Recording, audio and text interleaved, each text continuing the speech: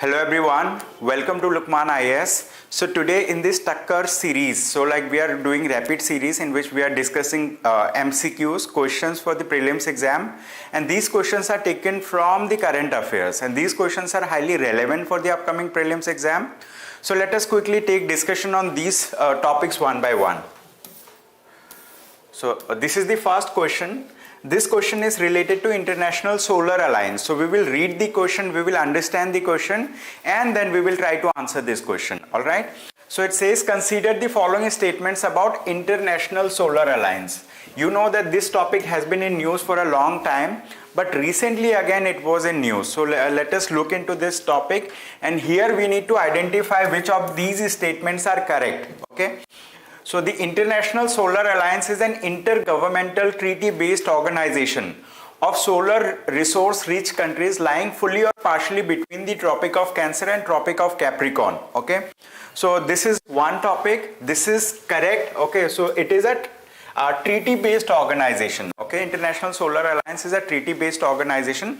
It was initially started by Government of India and the French government together, and like here the member nations are all those countries that are fully or partially between the Tropic of Cancer and Tropic of Capricorn. Okay, so there are around 121 countries like who are part of this particular organization.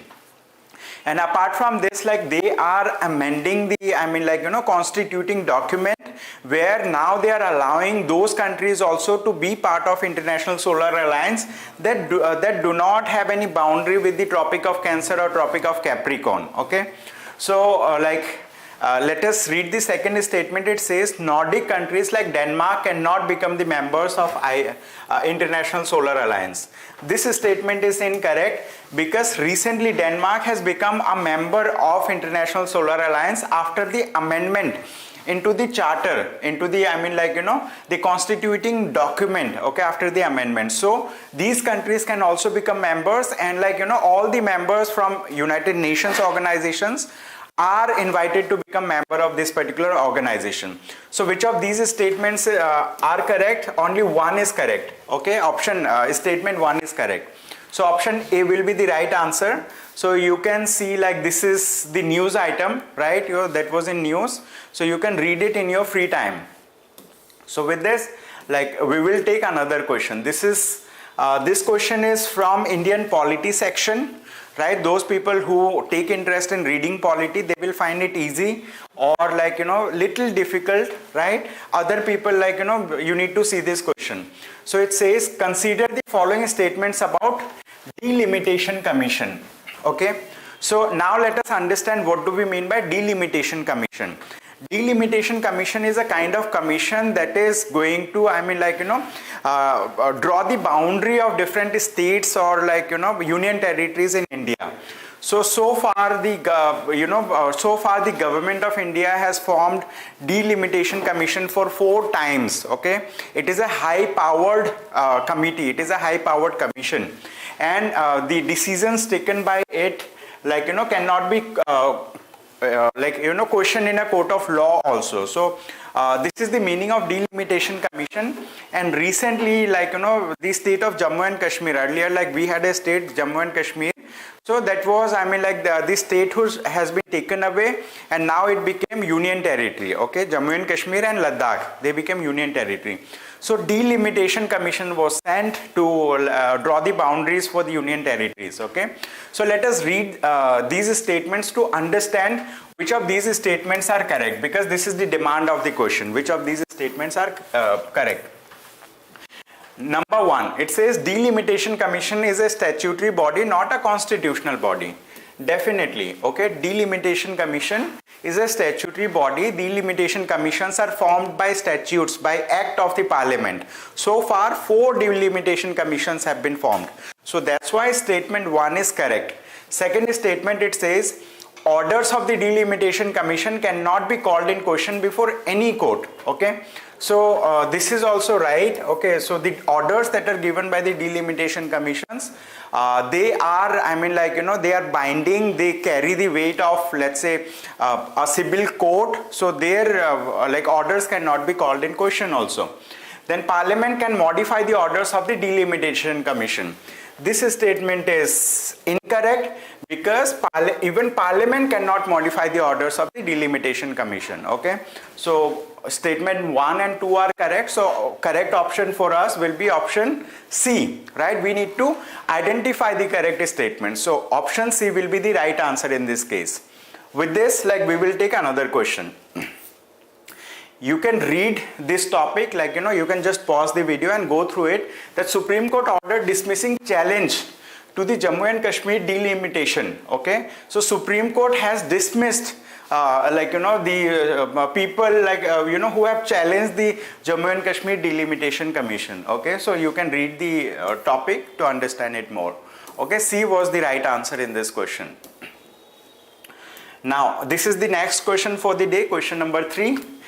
This question is related to inflation. As you know, like, when we read Indian economy, so inflation is one of the most important areas to study about economy. Okay, so it says inflation in the economy generally leads to which of the following. So they are asking about the effects of effects of inflation. Okay, they are asking about effects of inflation, right? So we will read it. Depreciation of currency, this is right. So if one is right, the other will be wrong, because they are asking appreciation of currency. So depreciation happens, increase in real interest rate, it does not happen increase in nominal interest rate. Okay, so now let us understand this question so that, like, you also understand, like, how to answer. So we have to identify the correct answers. Correct will be 1 and 4, so option C will be the right answer.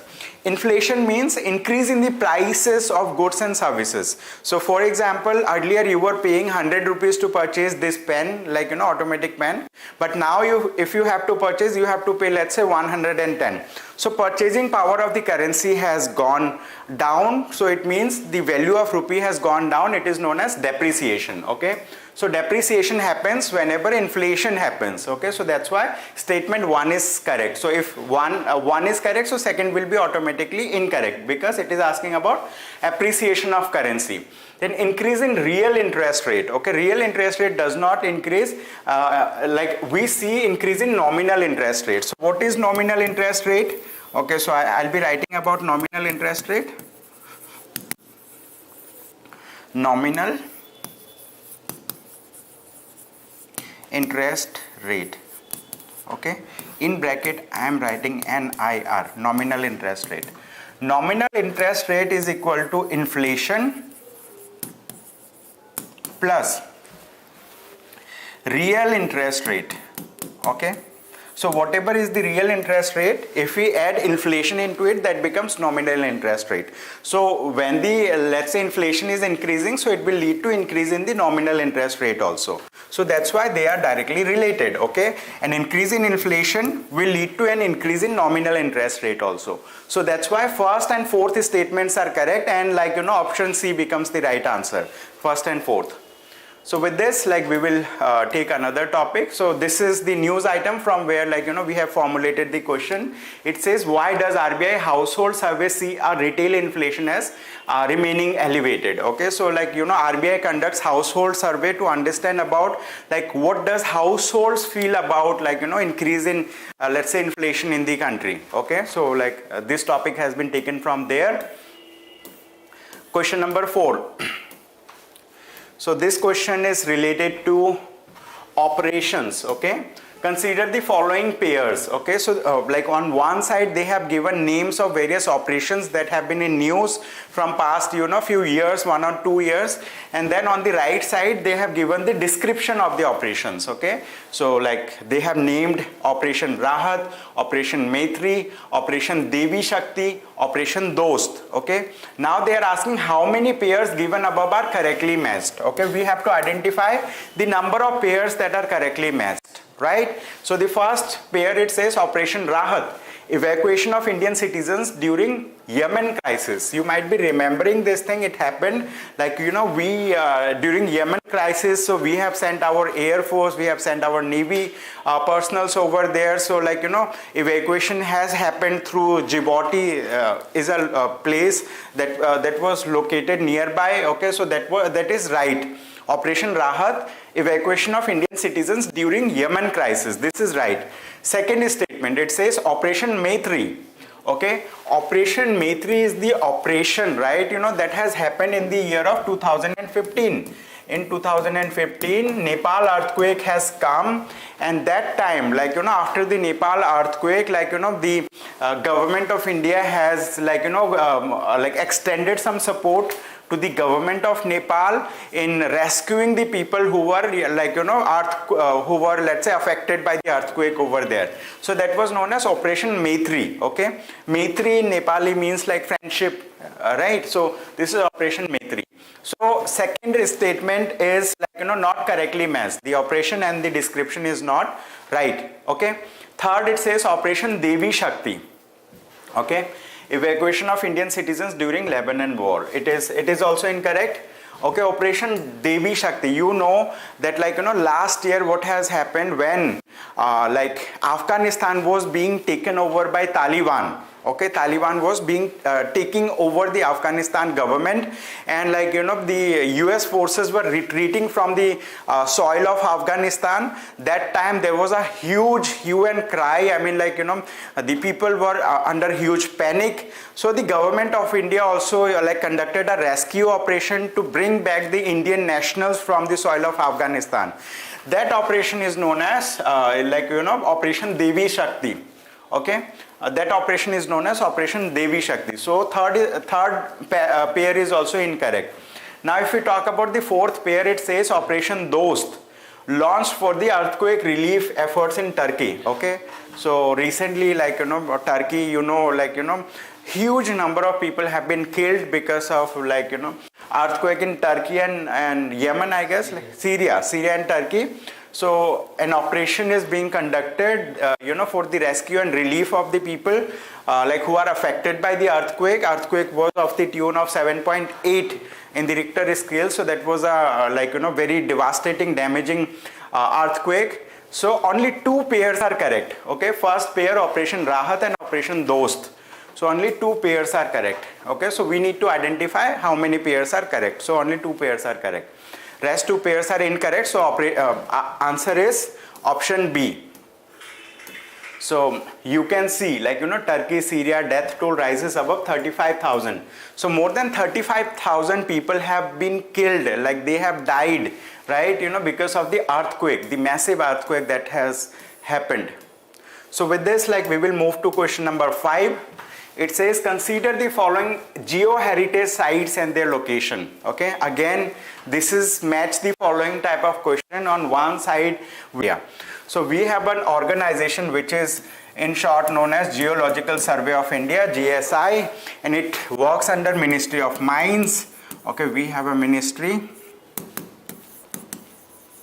Okay, it works under Ministry of Mines, and this particular organization gives tag of Geo Heritage Site to which sites? To those sites where it wants to increase the efforts for conservation of those sites. Okay, we want to conserve those sites because they are geologically important sites, they are geologically heritage sites. Okay, so Geological Survey of India plays greater role. So now let us see, it says Badland of Karai Formation.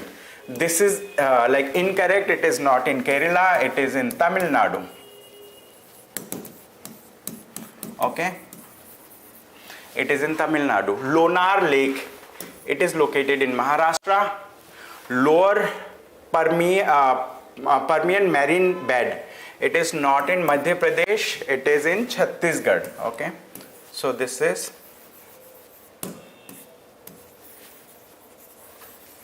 okay. Fourth, Mamlu Cave. Okay, it is located in Meghalaya. So the second and fourth are correctly matched. So correct option will be that they are asking how many pairs are correctly matched. Only two pairs are matched, right? Other two are not correctly matched. So option B will be the right answer in our case. Option B will be the right answer. So with this, we'll take another question.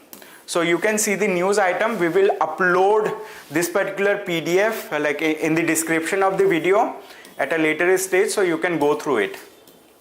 Now, this was the solution. We'll take another question quickly. This is question number 6. Now let us read this question. It says, with reference to the 10th Schedule of the Constitution of India.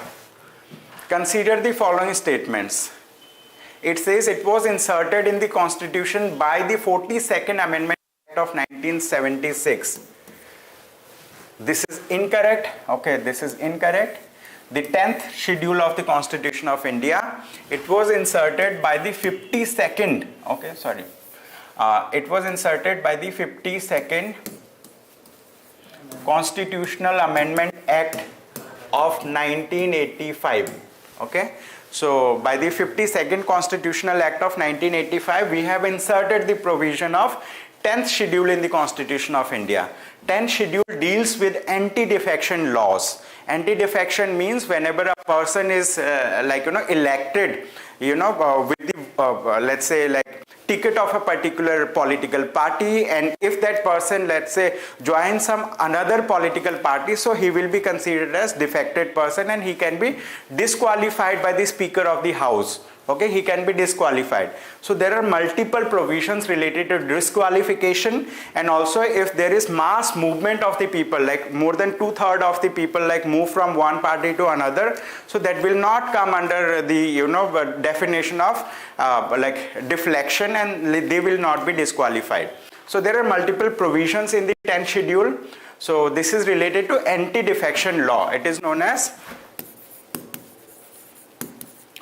anti-defection law. Like it is in news time and again, the anti-defection law, because of multiple reasons. Because in many cases, like members of the political parties like MLAs, MPs are being, let's say, moving from one party to another, and there are cases where people have been offered money also to switch their party. A lot of things are there. Cases are pending in multiple high courts, Supreme Courts of India and all. So that's why this question has been asked. Second statement, it says it applies to members of both parliament and state assemblies. This is right. Okay, so anti-defection applies to both members.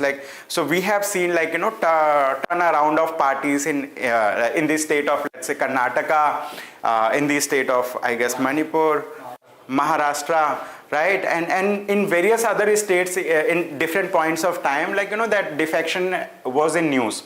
Third, any question regarding disqualification by defection is to be decided by the presiding officer of the House, and his decision cannot be challenged in court of law. This is incorrect. Okay, basically, it is to be decided by the Speaker of the House, but his decision can be challenged in a court of law. That's why people are approaching the Supreme Court of India. Okay, why the Supreme Court is hearing? Because it can be challenged. Okay, there have been a case also, Kyoto Holohan case, right? In that case, the Supreme Court has decided that such a provision takes away the authority of the high courts and Supreme Courts, and this cannot be allowed. Okay, so that's why only second statement is correct, first and third are incorrect. So option B will be the right answer in this case. Option B will be the right answer in this case. Okay, so with this, we will take another question quickly. Question number 7. It says, consider the following statements. Okay, consider the following statements. The Constitution of India provides for the office of Deputy Speaker of Lok Sabha, but not the Deputy Speaker of Rajya Sabha. Okay, so they are talking about Deputy Speaker of Lok Sabha and Rajya Sabha. Okay, this is incorrect. Deputy Speaker, you might have heard about Speaker of Lok Sabha. In Lok Sabha we have a Speaker. In Rajya Sabha we have Chairman of Rajya Sabha. So Speaker of the Lok Sabha is a person who is among among the politicians, among the MPs, Member of Parliament. So one of the MPs chosen as the Speaker of Lok Sabha. Then in the Lok Sabha we also have Deputy Speaker of Lok Sabha. In case of Rajya Sabha, we have the Chairman of Rajya Sabha. Who is the Chairman? The Vice President of India is the ex officio Chairman of Rajya Sabha. But do we have a Deputy Speaker in Rajya Sabha? Yes, we do have a Deputy Speaker in Rajya Sabha also. When we talk about Deputy Speaker of Lok Sabha, so we have an article number 93 in the Constitution of India, talks about the election of the Deputy Speaker of post and election of the Deputy Speaker of Lok Sabha. Then we have an article which is article number 89. that talks about Deputy Speaker of the Rajya Sabha also. Okay, so this but not this thing. Okay, but not. Okay, so like the Constitution of India provides for the office of Deputy Speaker of Lok Sabha and also Deputy Speaker of Rajya Sabha. So that's why the second part of the statement is incorrect, and it makes the entire statement incorrect. Next, the date of election regarding the post of Deputy Speaker of Lok Sabha is decided by the Election Commission. Okay, this is also incorrect. Okay, because it is also decided by the Speaker of the Lok Sabha. Okay, date of election of the Deputy Speaker is decided by the Speaker of the Lok Sabha. The Speaker of the Lok Sabha decides like when election will be conducted, and a motion is moved in the House, and after then a Deputy Speaker is elected. So which of the statements given above is or are correct? Neither one nor two. Okay, means like option D will be the right option. I mean like we need to select the right option for us. Option D will be the right option in this case. Okay, so first statement is incorrect because of but not provision. Second is incorrect because like it is decided by the Speaker. Okay, so that's why. So with this, like we will take another question. Like you can go through the explanation also. Like we will upload this file. Now, next part of the question, it says, with reference to Global Biofuels Alliance, consider the following statements. The alliance will be established by India, USA and Australia. Okay, this Australia is incorrect. This should be Brazil. So I would like to notify that like this Global Biofuels Alliance has not yet been established. It is not a body that has been established. It is a news that these countries together like India, USA and Brazil, and they are going to invite few other members also. Means like only these three members may not be there in future, but these three countries has initiated the process of establishing a body which is known as Global Biofuel Alliance.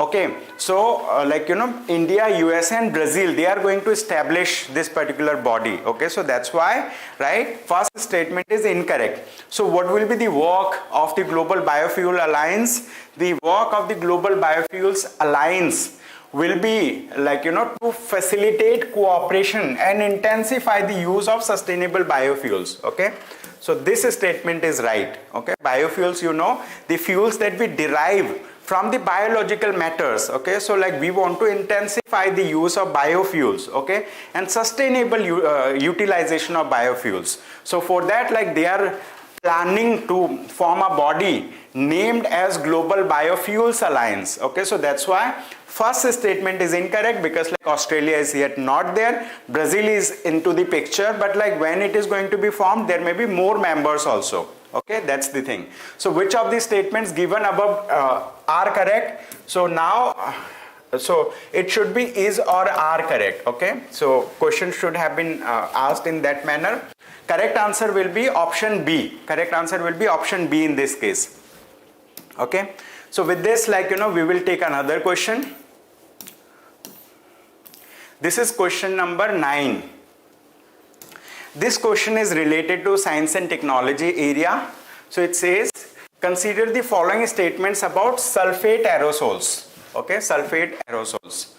Sulfur dioxide released from natural as well as anthropogenic sources help to create sulfate aerosols. So this is right. Okay, first statement is right. Sulfur dioxide that is released, okay, sulfur dioxide that is released from natural, okay, natural sources. Natural sources means, let's say like volcanic activity is happening, like volcanism is happening, like from volcanoes different types of gases keep on releasing. So like sulfur dioxide is also released from there. So the volcanoes become a natural source from where sulfur dioxide can be released. Okay, and then anthropogenic sources. Anthropogenic sources means like human activity induced sources. Like if we are doing some activities, if we are doing some industrial processes, that may lead to emission of sulfur dioxide. And these things, I mean like sulfur dioxide that is released from natural sources as well as anthropogenic sources help to create sulfate aerosols. Okay, aerosols, these are matter that is there in the environment, and like these are based on different sizes, and they are suspended in like in our atmosphere, right? Second statement, it says sulfate aerosols can increase the planet's temperature by reflecting sunlight into space. Okay, so basically what happens here, when we are reflecting the sunlight into the space, okay, when sunlight, let's say, actually falls on the earth, it is going to, let's say, like increase the temperature of the earth, right? It is going to increase the temperature of the atmosphere. But if this if the, let's say, sunlight is reflected back, so what effect will be having? Like we will be having a cooling effect. Cooling effect means sulfate aerosols can decrease, okay, it can decrease, okay, decrease the planet's temperature by reflecting sunlight into the space. Like it is being reflected back into the space itself. Okay, so what will be the right answer? The correct answer will be option A only. Option A only. And in the file that is given over here, I guess the explanation is not written properly. I will just ask them to make the changes and then upload the explanation. Okay. Then question number 10. Question number 10. We will take this question into discussion with reference to plantation agriculture. Okay, plantation agriculture. Consider the following statements. Now, before we discuss this question, let us understand what we have to identify. We have to identify incorrect statements in this question. Okay, we don't have to identify correct statements. We will identify which of them are incorrect. Okay, and so plantation agriculture means, like, can anyone give some examples of plantation agriculture? Horticulture. I mean, like when we are producing, let's say, coffee, when we are producing, let's say, tea, when we are producing, let's say, rubber, okay, these kind of things are known as plantation agriculture. Like we are planting only one variety of crop over a large area, okay, and this is usually done for commercial purposes. This kind of agricultural practices are being done for commercial purposes. Okay, commercial means like for let's say, like generating profit out of it. Okay, so it's this plantation agriculture has been started by the Britishers, by the colonial authorities, like who ruled on India, right? Colonial authorities. So this is not a traditional practice that we have done in India. Okay, traditional practice means like over thousands of years, like we have been doing such kind of agriculture, that is known as traditional. But like this particular plantation agriculture has been introduced by the Britishers in India. Okay, so this is not it is not a traditional agricultural practice in India. So first statement is incorrect in this question. After then, it needs less skilled and expensive labor. Okay, basically, like this is a commercial activity. Plantation agriculture is a commercial activity where like they need machineries, they need good equipments and all, but at the same time it needs less expensive, cheap labor. Okay, they need cheap labor. Okay, they need cheap labor. So that's why second statement is also incorrect. Okay, like they can have expensive labor, but the thing is like they need cheap labor to make profit, to generate profit out of it. Okay, yeah, they need skilled labor and like less expensive labor. So that's the thing. Third, multiple crops can be grown together in one state. This is again incorrect. Basically, like plantation agriculture, they do only one kind of crop over a large area. So like multiple crops are not grown. Okay, can be grown, but like it is not grown in general. So correct answer would be option C. Option C means 1, 2, 3, all of them are incorrect. Okay, all of them are incorrect. So that's the thing. Okay, so that's all for the day. You can read like plantation conglomerates accelerating agriculture sector's growth nationwide. Okay, so large scale productivity is happening, and for then like like plantation and commodity ministry is there, they are looking into this particular aspect. Okay, So you can read this. So that's all from my side for the day. Thank you so much everyone for attending today's session. If you have any questions, you can write the questions, let's say like on the description of the YouTube like comment box, and like we will try to answer them. Or like if you have some questions, like tomorrow we will join again, and like again tomorrow we are going to take a next discussion. So that's all from my side. Thank you everyone for attending today's session. I hope you have a good